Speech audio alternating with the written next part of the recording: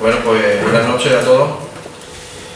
La presente conferencia se enmarca dentro del ciclo que ha diseñado el Ateneo de Jerez, denominado El vino de Jerez, fuente de cultura. Bueno, al principio quería decir, si me permiten, que el señor presidente, por cuestión de la verdad, va a llegar un poquito más tarde, que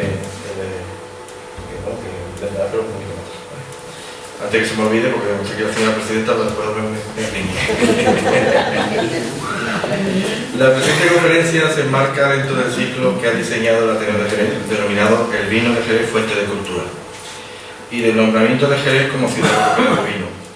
Y como sabrán los presentes, hemos realizado conferencias en este ciclo diversas, como la de Antonio Mariscal sobre los grandes bodegueros que transformaron Jerez en la arquitectura bodeguera y palaciega, la industria y la cultura.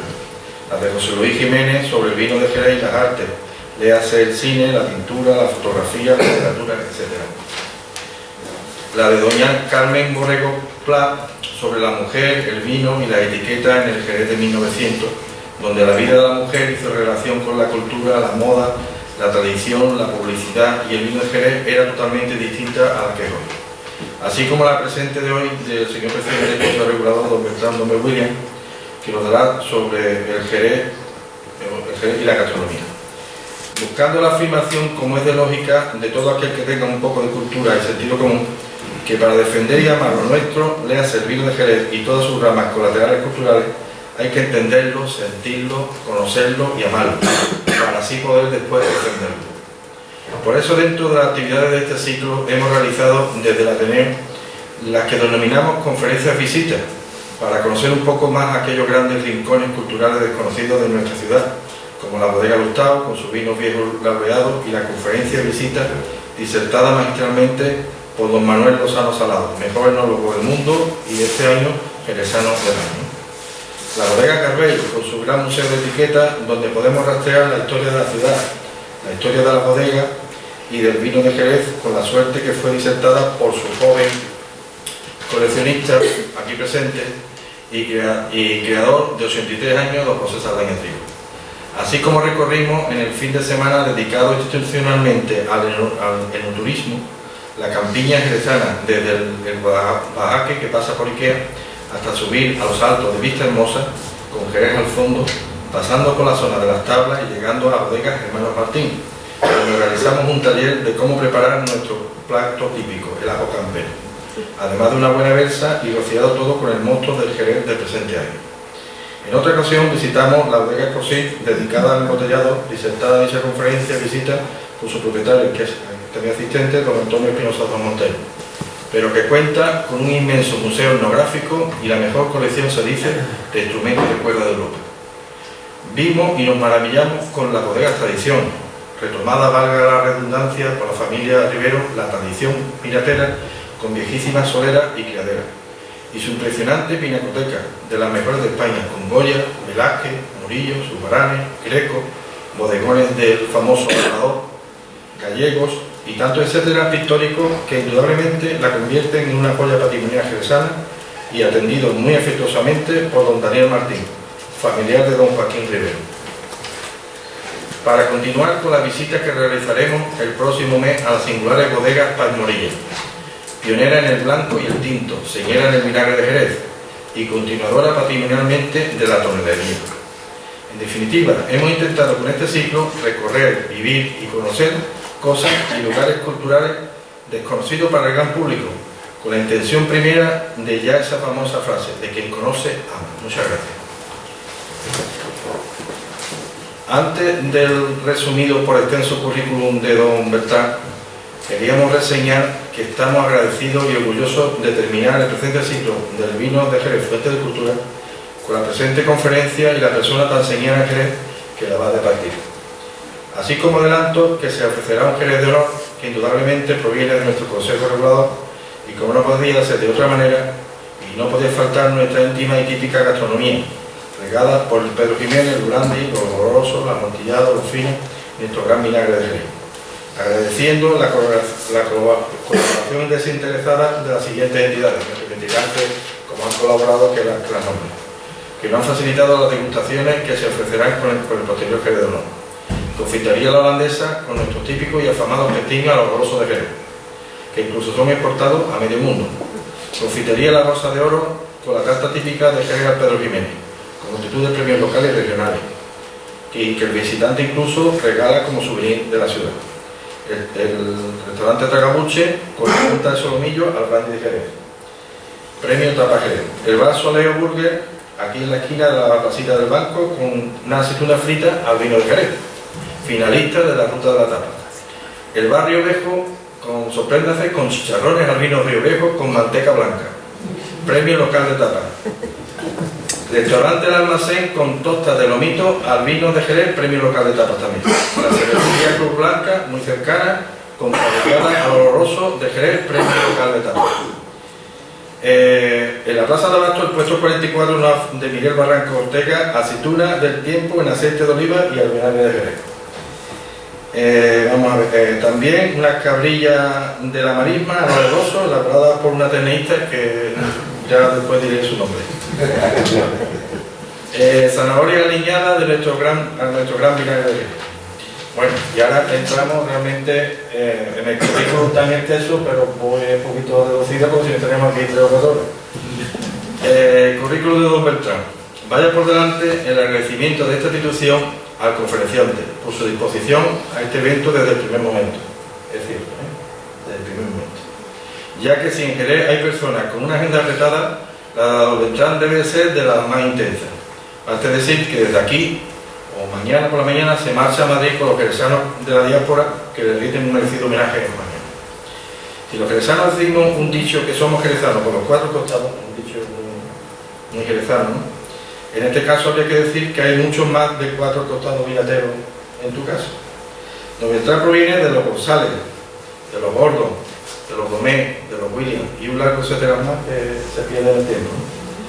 Don Beltrán, no porque yo lo diga y está aquí presente, persona cercana y afable, químico, enólogo, escritor, conferenciante, jurado enológico y gastronómico, con amplia experiencia no solo en nuestra zona, sino que hizo estudios enológicos en regiones francesas y California, por ejemplo. Así como por familia y estudios, tiene un amplísimo conocimiento del marco, como indudable nada más que por su apellido, del sector y del mercado del vino de Jerez, galardonado con infinidad de premios de todo tipo, entre los últimos la revista Mercado del Vino y Distribución, que le ha nombrado personaje del año.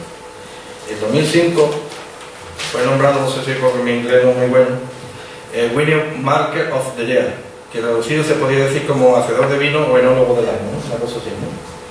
Por una revista inglesa, y fue garante en la casa de vino jerezana Harvey para la reina de esos vinos que se mandaban a la reina Isabel II de Inglaterra, ¿no?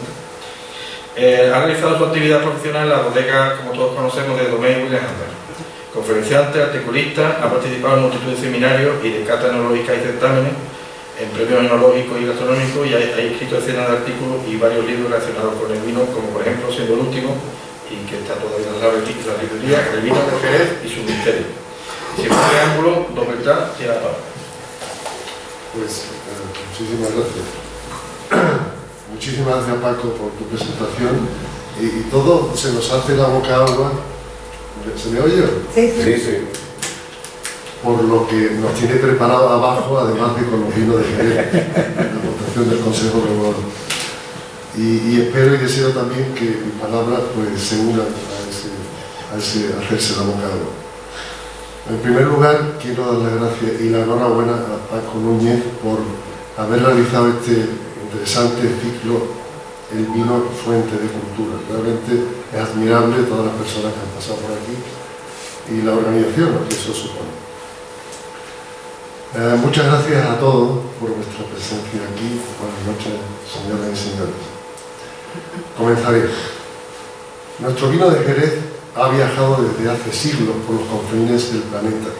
Tanto es así que ha sido el más imitado, utilizando esa denominación que nos asignaron los ingleses por su incapacidad lingüística al promocionar Jerez, que es sherry.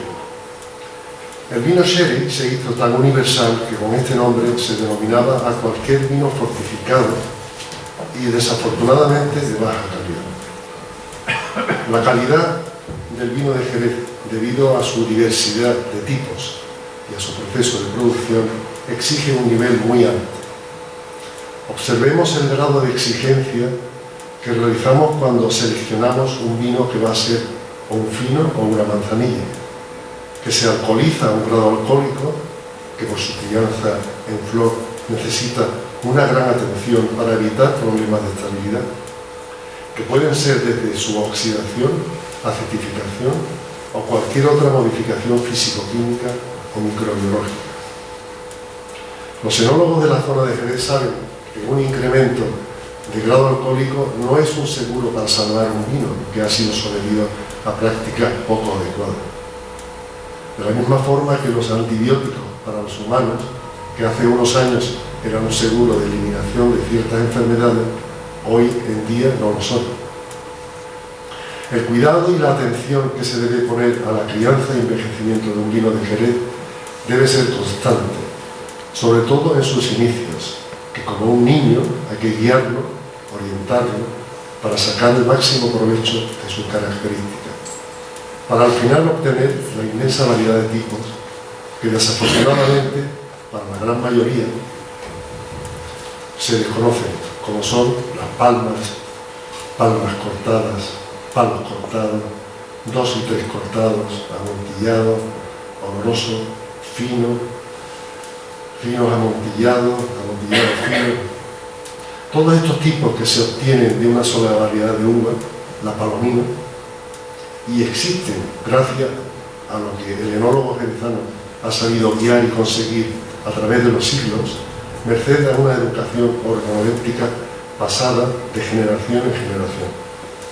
El catador no nace, sino que se hace.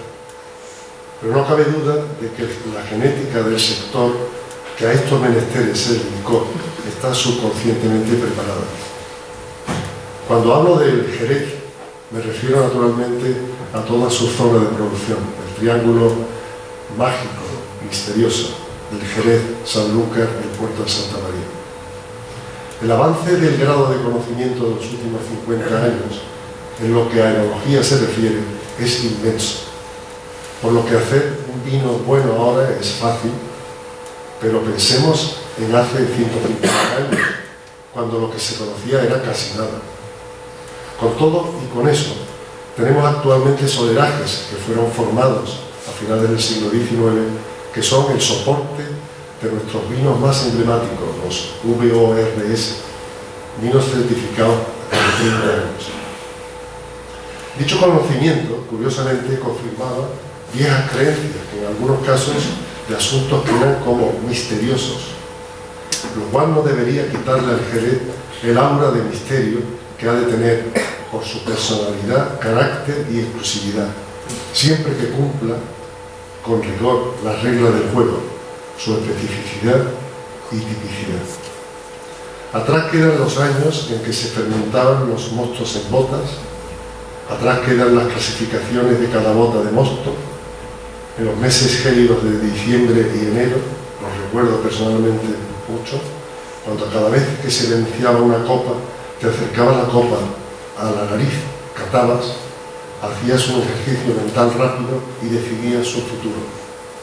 Al acercar la copa a la nariz, alguna gota que salía del chorro de la venencia a la copa caía en los dedos que sujetaban la copa.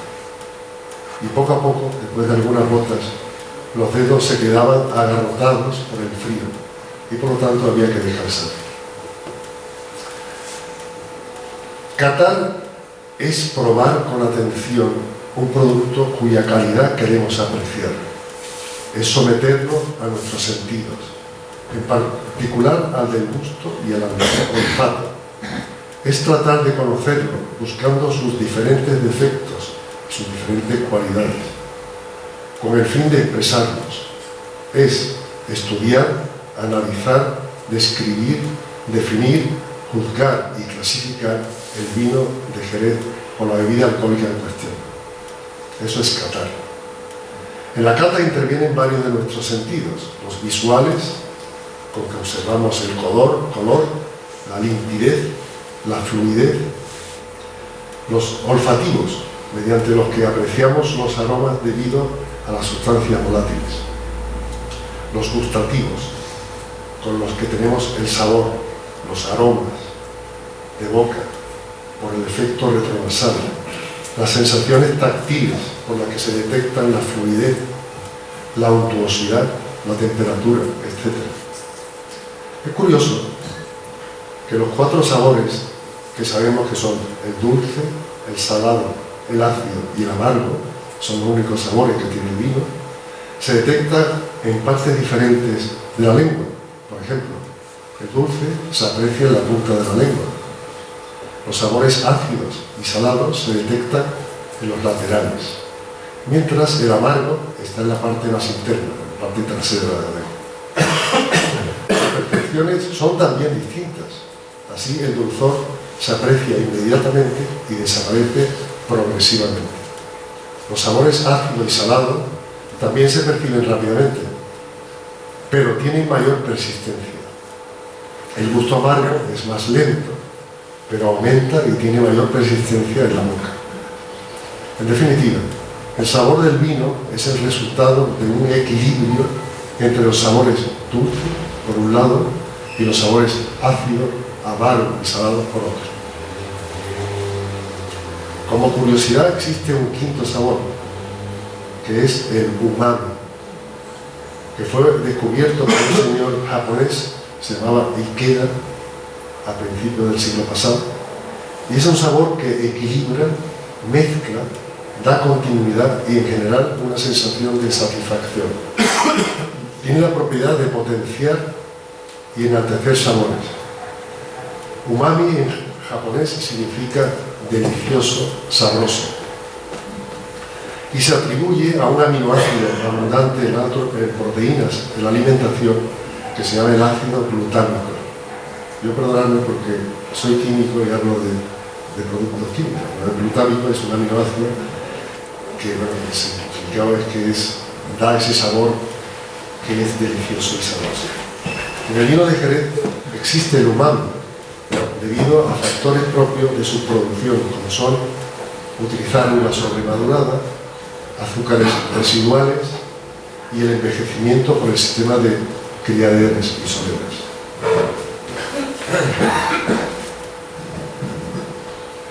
La copa, yo perdóname, he puesto para beber vino de Jerez también la copa, porque está mucho más rica, seguro.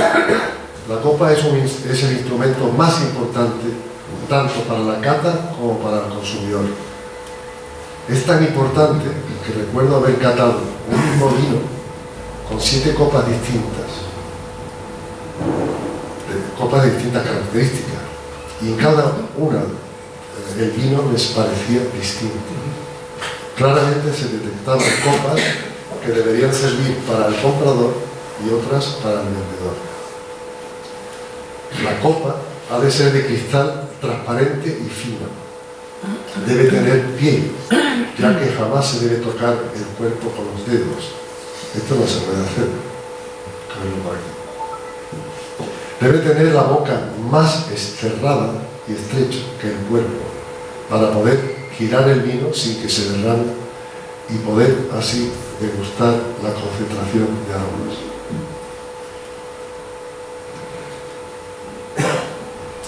Incoloro, inodoro e insípido.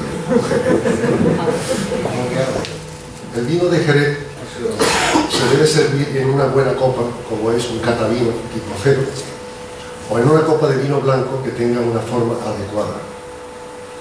Nunca una copa pequeña, de cristal grueso y llena hasta el borde, como ocurre en demasiadas ocasiones. La copa debe ser suficientemente grande para que cuando tenga un tercio de lleno sea la cantidad adecuada de servicio. Por eso propongo una copa que tenga una capacidad de 200 centímetros cúbicos y se llena con 70 centímetros cúbicos, que es un tamaño adecuado.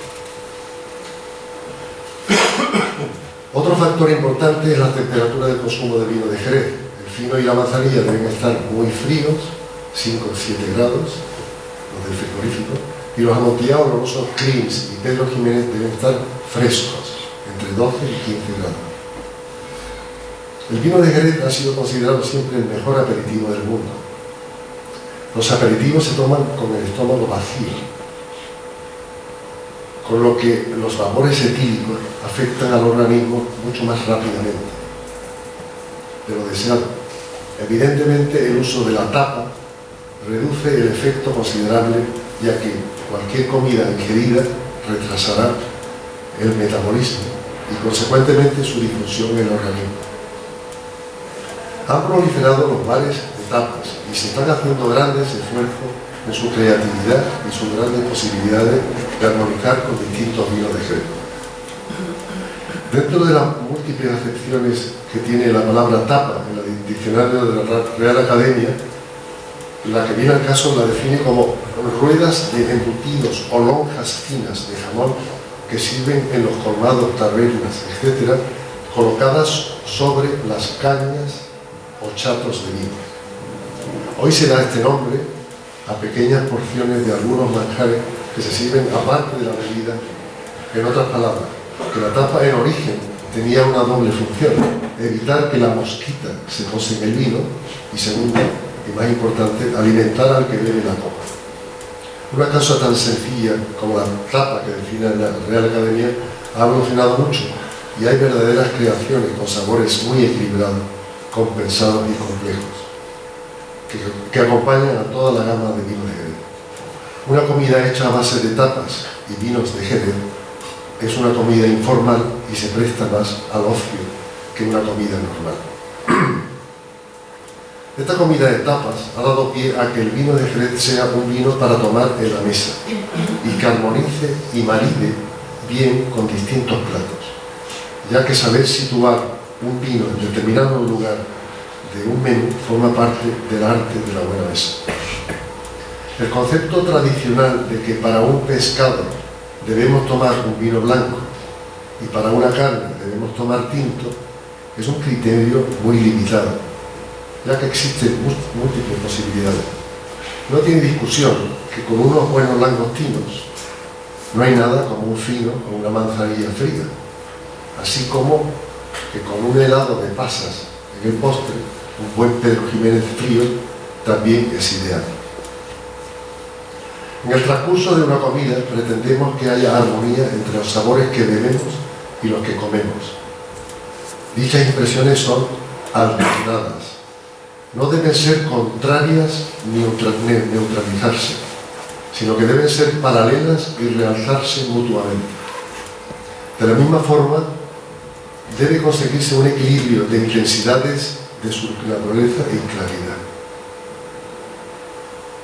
Está claro que un vino con mucho cuerpo y estructura no se relaciona bien con un plato insípido o neutro, y de la misma forma, un vino con poco sabor no ayuda a un plato sabroso. En pura teoría, el principio de la armonía del vino y la comida responde a tres condiciones: una analogía, una asociación o una uniformidad de cualidades sensoriales. En la práctica, grandes maridajes existen y se refieren a un efecto complementario y también de contraste. Y de la misma forma, la asociación de colores predispone la asociación de sabores. Existen maridajes de tradición que en muchos casos son cuestionables, ya que no coinciden con los criterios antes mencionados de armonía, complementariedad o contraste, pero siguen y son aceptados por poblaciones específicas. Caso de la sidra asturiana y el queso cabrales. Como comprenderán, el queso cabrales es fuertísimo y los litros de sidra que hay que beberse para contrarrestar el efecto de cabrales es inmenso. O sea que además es bueno para la sidra. De la misma forma que en la cata de vinos de Jerez empezaremos por los más pálidos y secos, como los finos y manzanilla, seguiremos con los amontillados, los olorosos, los mediums, los creams y Pedro Jiménez, que son los más de más cuerpo y dulzor. En la mesa, cuando lo hacemos maridar, actuaremos de la misma forma. Trataremos de ir analizando los diferentes maridajes con los distintos tipos de vino de Jerez, comenzando por los finos o manzanilla, bien criados, que por su carácter ligero, punzante, va muy bien con todo tipo de tapas saladas, como aceitunas, almendras y otros frutos secos salados, jamón serrano y chorizo. En este caso el fino tiene el gran poder de limpiar y disolver las grasas. Y en la misma línea los quesos poco curados. Los vinos de crianza biológica, o sea, los finos, manzanilla, tienen una perfecta armonía con los mariscos, en general, como las gambas, langostinos, cigalas, etc. Creo que es muy difícil entender mejor maridaje, además de por su complementariedad. También es interesante el maridaje con distintas verduras, con sabores muy complejos, que son imposibles para otro tipo de vino, como son los espárragos y las alcachofas, ya que además de su sabor complementario limpian la boca.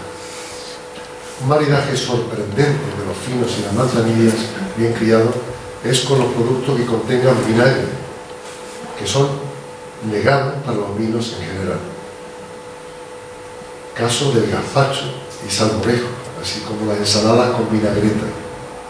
Lo cierto es que van bien y la explicación técnica debemos buscarla en la composición de estos vinos finos y manzanilla, que después de una crianza biológica han perdido la mayoría de su contenido en ácido acético y en este correspondiente es acetato de etilo, con lo que complementa el exceso de estos compuestos en el vinagre con su aroma principal. Otra gran armonía de finos se tiene con las ostras o el salmón ahumado, con el que tienen el efecto complementario y de solubilidad de las grasas del mismo pescado. No debemos olvidar tampoco la gran armonía con la comida japonesa, caso de sushi y sashimi, así como con la comida china, al ser tan ligera, con verduras y carne blanca.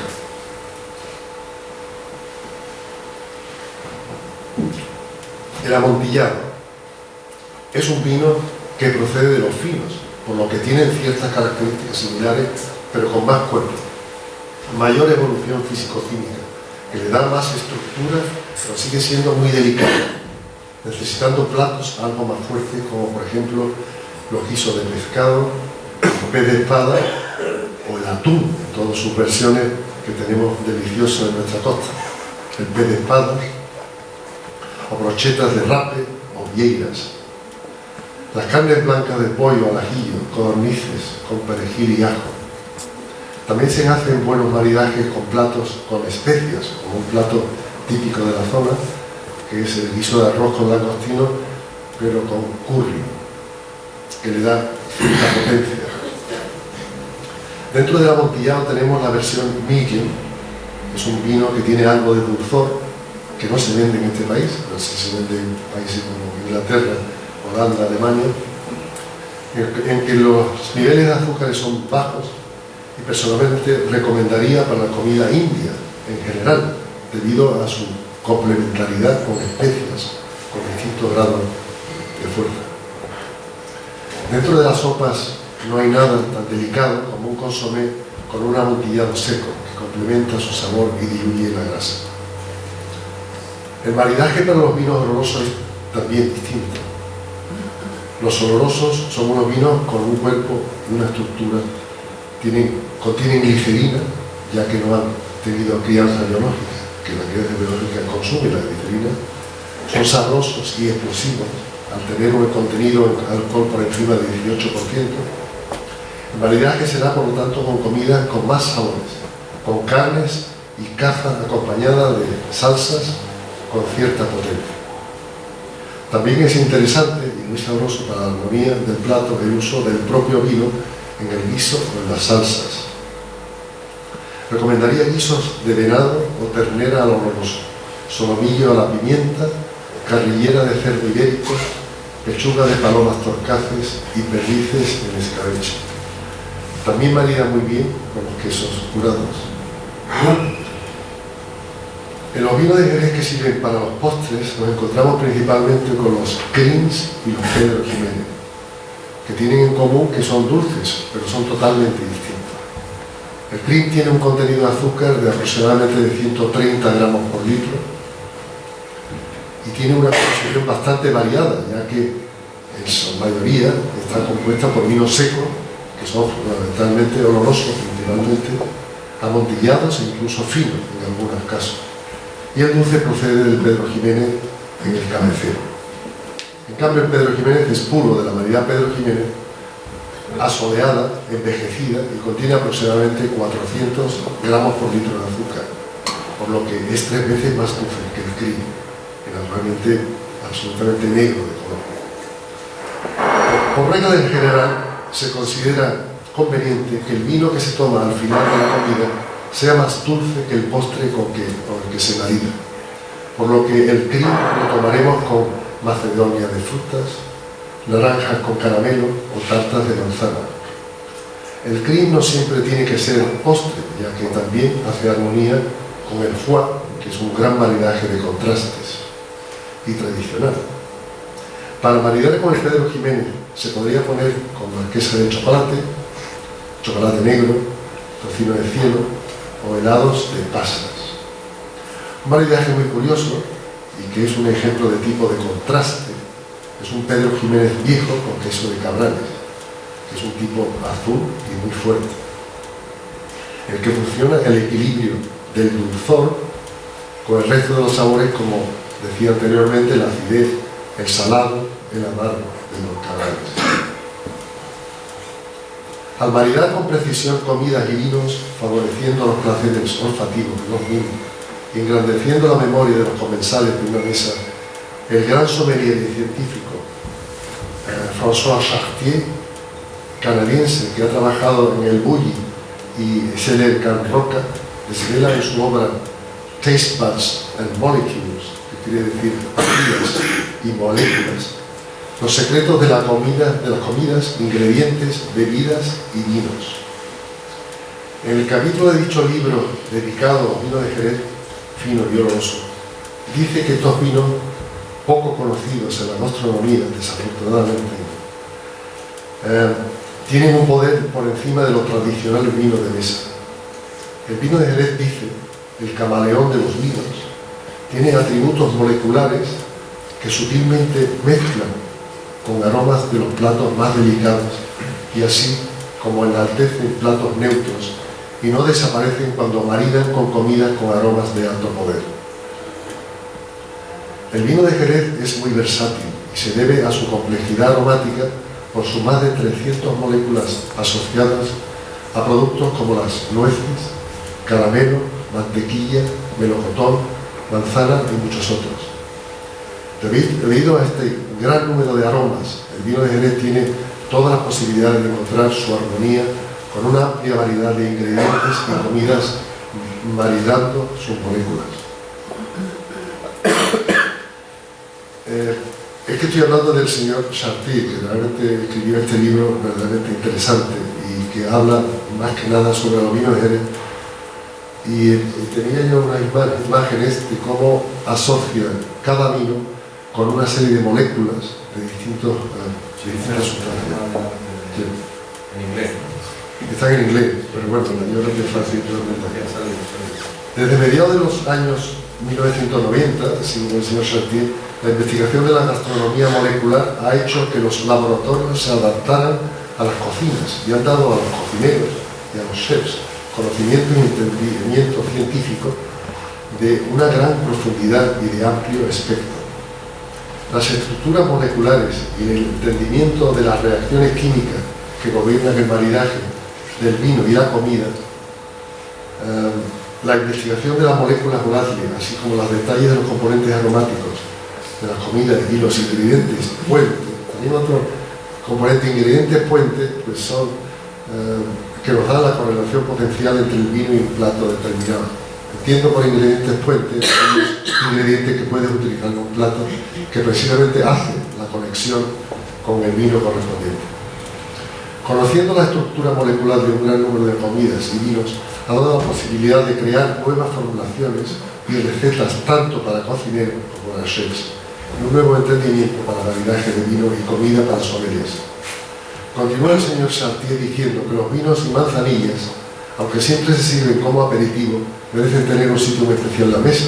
Podríamos decir que deberían ser considerados como los vinos más versátiles para hacer maridajes con comida. El vino oloroso, dado su carácter de amplitud, gordura, estructura y aromas muy potentes, está afectado por la liberación de aromas de moléculas de alta densidad y necesita platos con textura y grasa. Los olorosos se deben servir frescos, porque a más alta temperatura se exacerba el alcohol, afectando la sensibilidad de la lengua. Esto es una cosa que también recomiendo. O sea, el vino de Jerez, que en muchos casos tiene un grado alcohólico, sobre todo los Boss y Bors, que tienen cerca de 20 grados, pues si no rebajamos la temperatura, la agresividad con la lengua es tremenda. En resumen, podemos decir que dada la amplia gama de vino de Jerez, tanto de colores como de sabores, así como vejeces, podemos encontrar el perfecto maridaje para lo que deseemos y hacer comer. La versatilidad del vino de Jerez es tal que, puesto a una adecuada temperatura, siempre habrá uno de los tipos de vino para maridar con cualquier plato, ya que estemos en los calores de nuestras tierras en agosto, como en los fríos inviernos en el norte de Escocia, pasando por todos los intermedios, ya sean marinos en las costas o embarcados navegando en el mar o en la sierra, donde podemos estar observando pájaros con nuestros prismáticos. Una copa de vino de Jerez es obligada y sienta bien. No es ninguna novedad recordar que el vino de Jerez se utiliza con mucha frecuencia para guisar los alimentos. Un chorro de vino en un guiso o cuando se está haciendo una carne o una pieza de caza da un sabor inmejorable. Me he tenido que pelear muchas veces con mi mujer, que es una cordon bleu de la cocina, por haber utilizado una de mis botellas de Jerez preferidas, preparando un excelente guiso, que claro está, estuvo bien empleado, pero perdí el vino. Los mejores son los amontillados, los olorosos y palos cortados viejos, ya que son los de mayor extracto, debido al largo envejecimiento, y que quedan después de haberse evaporado la sustancia más volátil por el calentamiento. Fuera de las ortodoxias tradicionales, el tomar el vino on the rocks, ya sea un fino con limón, en las ferias de primavera o verano, es una bebida muy refrescante, así como un cream también con hielo y un trozo de naranja, que da un toque algo más extravagante. Pero el resultado es igualmente refrescante y rico. Da la sensación de bebida larga si utilizamos un vaso bajo. Al hilo del anterior y hablando de heterodaxias, las fragancias de algunos vinos de Jerez van muy bien con ciertos cócteles, ya sean, sobre todo los que están hechos con cítricos, ya sean naranjas como limones, así como algunas frutas rojas, como fresas, frambuesas, granadas o moras, sobre todo con los vinos más hechos, como el oloroso y el crimes. En los vinos, voy terminando, los vinos de vejez calificada, los maridajes serán parecidos a los que hemos mencionado anteriormente para los amontillados, olorosos y palos cortados, de Bertimetti. Solo que al ser unos vinos con mucha vejez, aroma, bouquet y extracto, necesitan platos con más fortaleza para que no sean neutralizados por estos vinos portentosos. En todos los casos, los quesos muy curados y azules hacen buena armonía. En ciertos casos, contrastes exquisitos. Cuando se bebe un VORS, o sea, vino certificado más de 30 años, siempre me gusta recordar la frase que dijo el doctor Gregorio Marañón en su conferencia magistral de su visita a Jerez de 1955. En su parecrítico al vino de Jerez decía que dichos vinos eran para ser levitados en el paladar y para beber en pequeños sorbos. Dice, el buen Jerez tiene ese prestigio milenario que todos los hombres comprenden, aún los indoctos, en el fondo de su ser, como signo de suprema categoría de las cosas. El Jerez le saca punto al espíritu. Para terminar, decir que el libro de los gustos está en blanco. Estoy seguro que cada casa, la persona que cocina hace sus platos a su gusto y personalidad.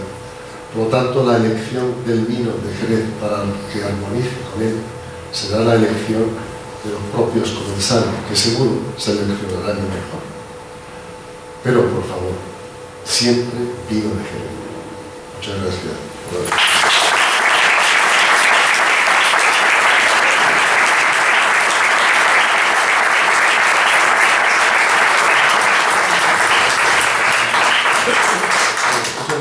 vuestra paciencia y yo creo que vais a ser premiados porque hay vinos y comidas ahora. Bueno, antes del turno siempre de preguntas, ¿no?, de rigor, también hay que decir que esta exposición tan extensa está grabada y en nuestra página del Ateneo, pues quien quiera verla, pues más detenidamente y más explícitamente, pues ahí estará, ¿no? Bueno, pues seguidamente, quien quiera hacer una pregunta, por favor. Puedes hacer la pregunta incluso de cocina, porque tengo a mi mujer aquí. Bueno, yo voy a entrar al trapo por aquello de romper el copo de hielo. El palo cortado, en el maridaje y en el eso, que por ejemplo, porque como está tan de moda y todo el mundo, que si el palo cortado, está de moda, ¿no? Está de moda. Está de moda porque es un vino que tiene misterio. Y es que estas son las cosas que son importantes. Un palo cortado es un vino muy especial, muy escaso y muy raro. Y es un vino que ocurre por arte de muchas cosas, y yo, de verdad, yo soy muy técnico y soy químico y debería saber muchas cosas, pero me gusta mantener el misterio. Pero ciertamente, para producir un palo cortado, pues normalmente debemos obtenerlo de viñedos que están más a la zona norte de Jerez, porque son vinos que tienen más estructura, tienen albarizas distintas y por lo tanto la estructura catiónica y aniónica es distinta. Naturalmente, para producir un palo cortado también hay botas, hay fermentación en botas que las favorecen, hay zonas de bodega que favorecen. O sea que hay una serie de factores que pueden afectarle, pues que hace que el palo cortado... Básicamente el palo cortado se define como un vino que tiene aromas de amontillado y el cuerpo y la estructura de un oloroso. Por lo tanto es como si dijéramos un oloroso muy delicado. Y al ser un oloroso muy delicado, pues yo normalmente lo daría con comidas que le he preparado para un oloroso, pero que tenga más delicadeza, ¿sí? O sea, contestando a tu pregunta, está más en la línea del oloroso y a lo mejor de los amontillados viejos. ¿Alguna pregunta, por favor? Jesús, ¿tú que eres especialista en...? No, yo simplemente se habla mucho hoy día del tema del resveratrol, de la molécula de la eterna juventud en los tintos y todo eso. Entonces yo pienso que el Jerez no solo da la juventud, sino que resucita a los muertos, que es más importante. Sí, me alegra que haga esta pregunta porque el resveratrol, de pronto dicen que lo tiene un vino pero y como igual que oí un médico que dijo a un señor bastante mayor que se acercó y dijo: mira, yo me tomo todos los días una botella de fino, y el médico le dijo: pues mira, yo creo que debería tomarse una de tinto. Pero mira, ese médico lo echamos de Jerez y además no tiene ni idea, porque los vinos de Jerez tienen todas las cualidades que puede tener un vino fino, un vino de Jerez. Ese tema de los taninos están también en los vinos de Jerez. Los vinos de Jerez tienen sus taninos tanto por la piel, que es blanca, pero tiene unos tipos de taninos, y además tiene taninos por el envejecimiento que tiene botas de roble americana, que tienen también sus taninos. Por lo tanto, yo diría que el vino de Jerez es mucho más sano que ningún otro vino del mundo, incluso tinto. Está también la famosa frase esa de Blanque de Maranza, ¿no?, de que lo criaron a una cucharadita que iba ya casi para el cementerio y lo sacaron adelante, que resucita a los muertos, no sé eso. Primero vio el reflejo de un decantador de oloroso pasando por la ventana, y la madre vio que los ojitos del niño se abrían un poco, entonces cogió una cucharita y se lo echó en la boca. Y bueno, resucitó. Pues sí. ¿Alguna pregunta más, por favor? ¿Por qué se vende el vino de Jerez tan barato? Muy buena pregunta. Joder, yo estaba esperando que Pepe le pudiera hacer esa pregunta. Pues es desafortunado, porque si los vinos de Jerez, o sea, claramente hemos sabido producir vino de Jerez, pero no hemos sabido venderlo. El vino de Jerez ha pasado por muchas inclemencias, sobre todo en los últimos 40 años, cuando desafortunadamente se plantaron demasiadas viñas, se produjo en exceso, y ese exceso llevó a la necesidad de vender al precio que fuera. Como tú sabes, pues hubo una serie de personajes en este sector que se cargó los vinos a base de hacer eso y vender, porque desafortunadamente también el Estado nos favorecía, porque hace 40 años había unas desgravaciones fiscales, había unos créditos de exportación, y hacía que provocara que los vinos de Jerez se podían vender muy baratos, porque se ganaba mucho dinero por otro lado, de todo este dinero del Estado. Después entramos en el mercado común y se nos estropeó la máquina de billetes de fuera. Y entonces teníamos que apechugar con el problema nuestro, que era poner el vino de Jerez en su situación y con el precio que le correspondía. Pues en esa estamos. Yo creo que es desafortunada, o sea, porque el problema es que es el pescado que se come la cola, o sea, que precio barato, margen corto, menos dinero para promoción, menos dinero para publicidad, y nos estamos muriendo. Perdóname, esto estoy hablando vagamente, porque yo soy optimista y creo efectivamente en el vino de Jerez, y creo en el futuro del vino de Jerez.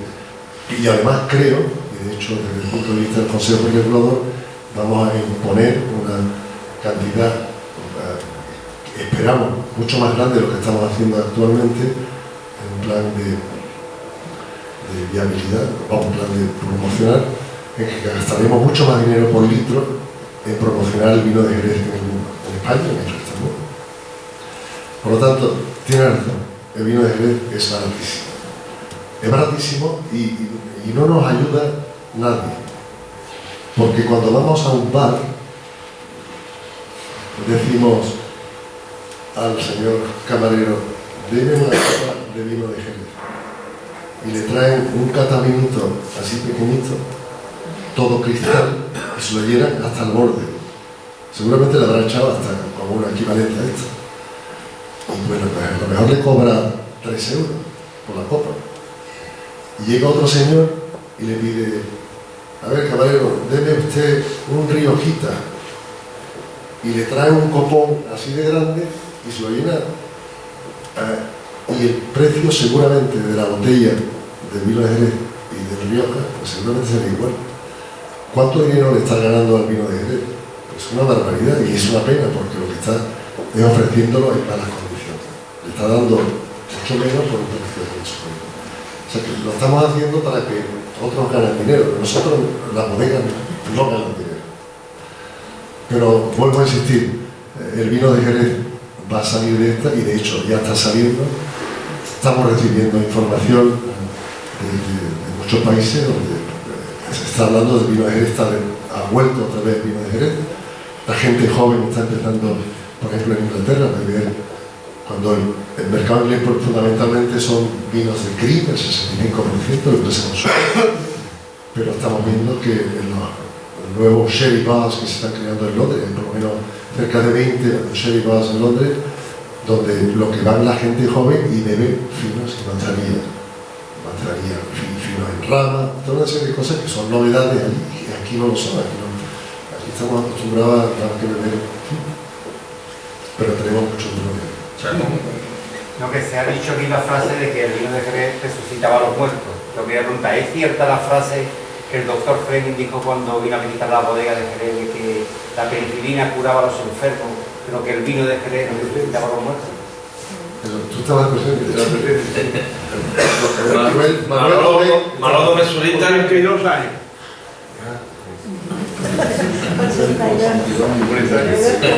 Totalmente, o sea que es aparte de que era un gran doctor, que era una persona muy educada, y fue una buena recomendación, que mucha gente no lo sabe. Debes tomar penicilina cuando esté malo y vino de Jerez al mismo tiempo. Como el ciclo es Jerez Ciudad Europea del Vino, Jerez Ciudad Europea del Vino se ha notado en la promoción, o sea, con la venta, o eso se verá con el título. Hombre, yo creo que es como todo, o sea, todo esto no sé qué. Lo que sí es cierto es que Jerez ha sido muy nombrado en todo el mundo, muchísimas veces. Se dice que es el vino más nombrado, el segundo vino más nombrado en el mundo, es el vino de Jerez, gracias a lo de Jerez, la europea. Hombre, a mí lo que sí debo decir es que llegamos desde el 1 de enero con esto del año 2014, capital europea del vino.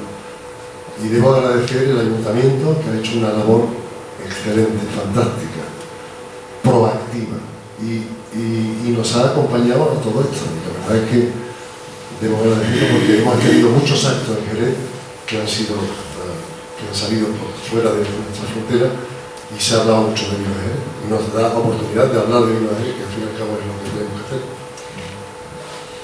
¿Alguna pregunta más, por favor? Dígame. Una pregunta.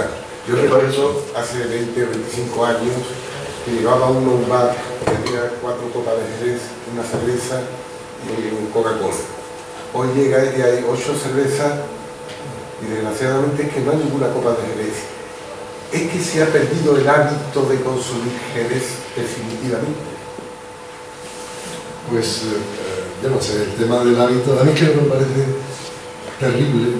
Yo un día lo dije, un periodista, dije, el vino de Jerez es para personas refinadas y la cerveza es la bebida de los bárbaros.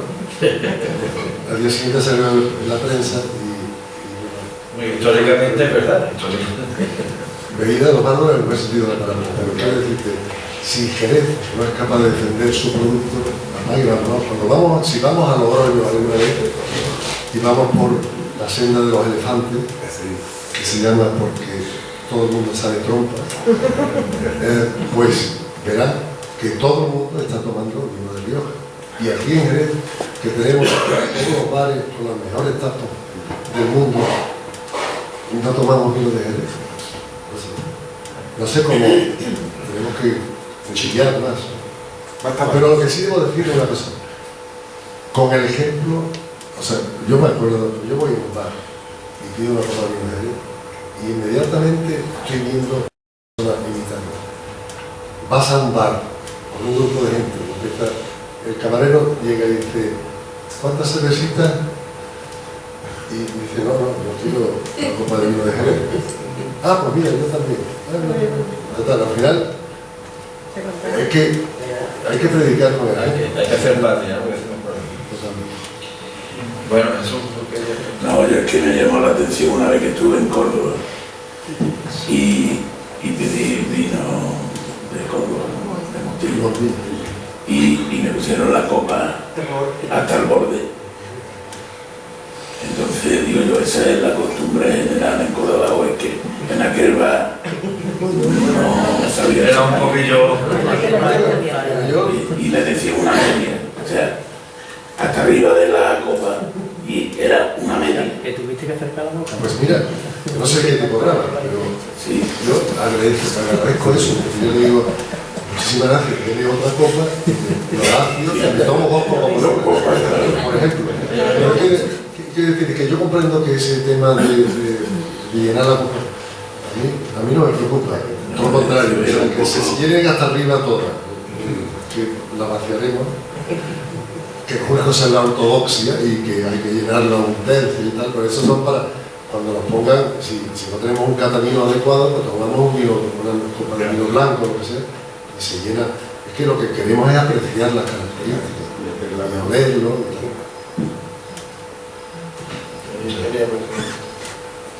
Diga bien. Yo cuando era pequeña y la madre me veía un poco de me daban un al 10. Y vamos, yo creo que eso se ha perdido ya de costumbre, porque a los niños todo era, o sea, era para recorrerme un poquito mejor. Eso es cierto, era vitamina, ya no fue que era uno que a veces era... Sí, era un Yo recuerdo que estaba muy rico, se ponía unos colores. Pero tiene algo de cierto, de... Sí. Es curioso, ¿no? Porque viene de una palabra inglesa que es candy and egg. Entonces era huevo, oloroso y Pedro Jiménez. O sea, que entonces era, imagínate, una riqueza de energía magnífica. Un candiente. Ese que quería hacer una pregunta a la Sí, sí. Vamos a ver, aquí en Jerez yo creo que se ha perdido matices, el vino ecopeo, el vino y se ha unificado para el vino de Jerez un tipo de vino. Como por ejemplo, si usted va a Rioja, pues en distintos bares hay distintos tipos de vino y a lo mejor los reservas y los gran reservas pues se dedican dijéramos, a cuando hay un gran plato, Entonces, yo lo que digo que aquí había una serie de vinos de medio tapón, esas cosas que se han perdido, que se han querido llegar a generalizar todo un tipo de vino y se ha perdido, dijéramos, el vino más barato que estaba en los bares y cosas de estas, y a lo mejor el llegar a eso pues ha quitado el consumo del vino de Jerez diario.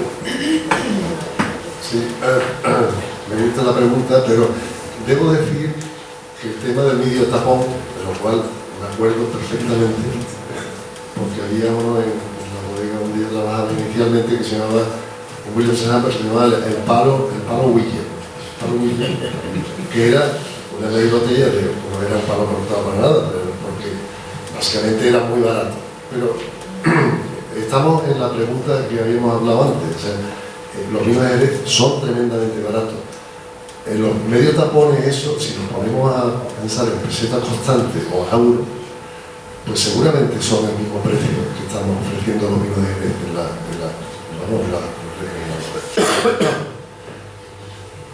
Yo creo que no, o sea, los medios tapones eran unos vinos muy baratos, tremendamente baratos en aquella época, y eran vinos bastante regulares de calidad. Pues yo creo, no, prefiero la situación actual,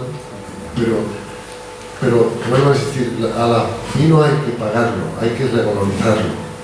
En la bodega, igual que el viñista que tiene una viña y tiene un kilo de uva, quiere que le pague adecuadamente su kilo de uva, y últimamente pues, estamos llegando a esa situación, pues el bodeguero también debería estar vendiendo su producto a un precio adecuado para tener un margen para poder seguir viviendo y poder hacer publicidad de ello. Por lo tanto, todo debe de revalorizarse. Yo creo que eso está ocurriendo. Ahora mismo que no hay excedente de nada en el sector, yo entiendo que los vinos, yo creo que han duplicado en los últimos 3 o 4 años de precio. Estamos hablando de precios de los más baratos.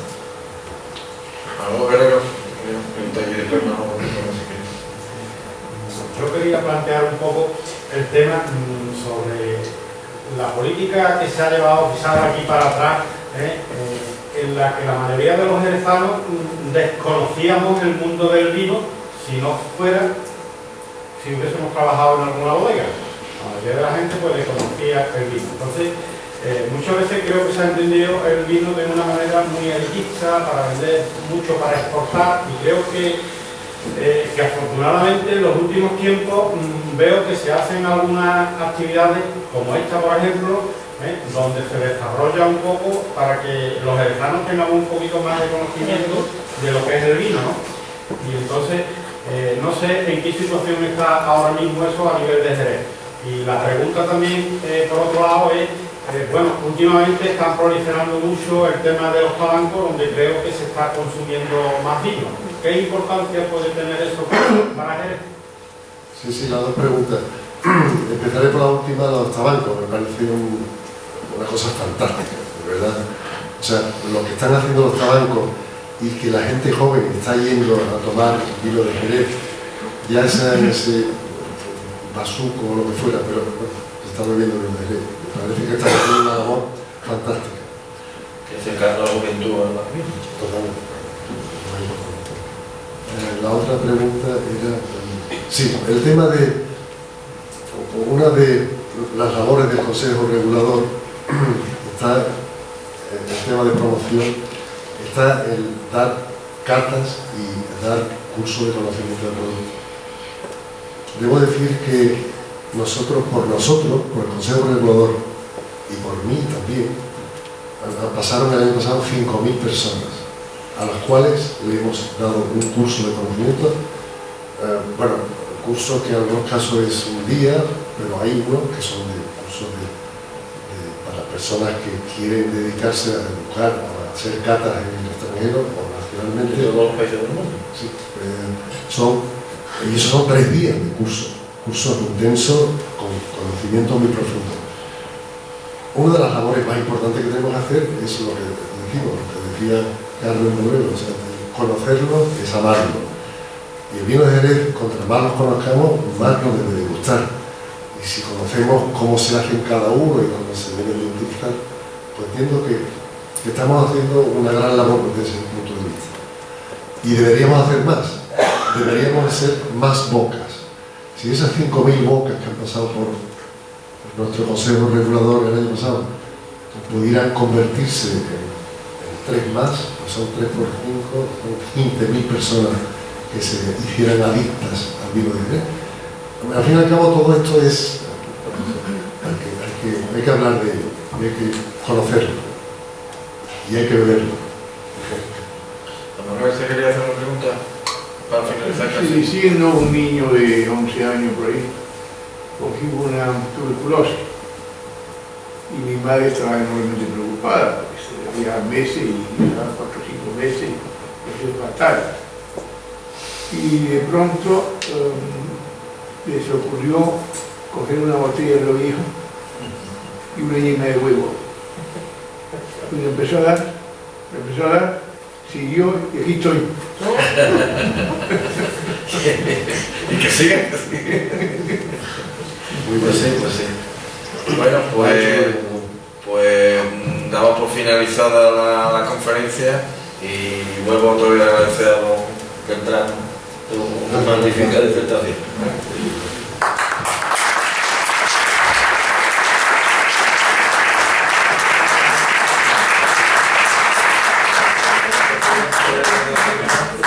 Un segundo, por favor.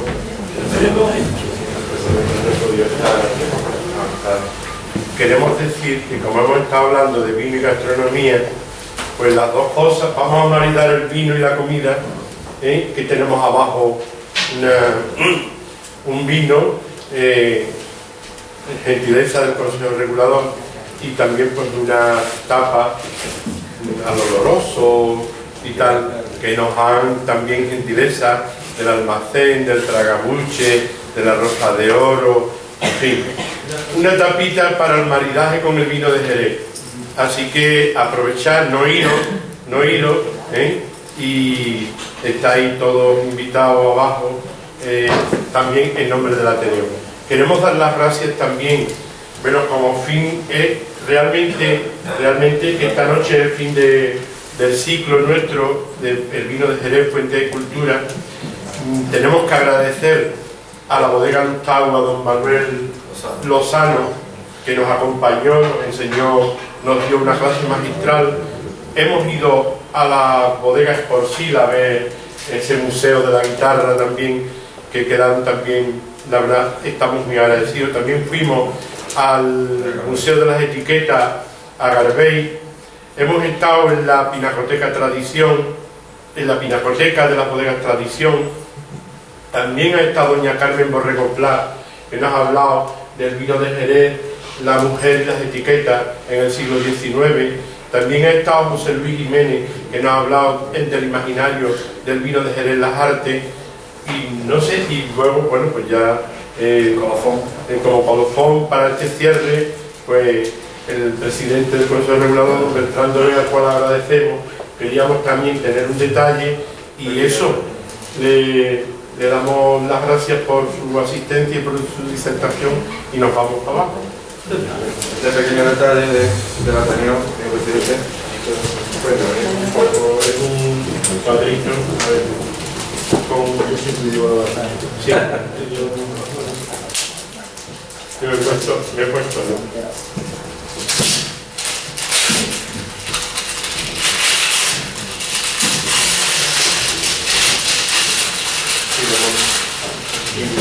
Dedicado en la puerta de la casa de bonito. Sí. Es una litografía hecha por un ateneísta que además está aquí presente, Manuel Romero, y es la puerta de la mezquita. Es una puerta, lo que nosotros significamos con eso es que es una puerta abierta a la cultura y bueno, le damos las gracias y se lo dedicamos para que... Habría que leer la leyenda, si me permite. A ver, sí, porque yo no veo. A don Bertrand William, del Ateneo de Jerez, en agradecimiento por su participación en la conferencia El vino de Jerez y la gastronomía, así como su predisposición y apoyo a esta institución.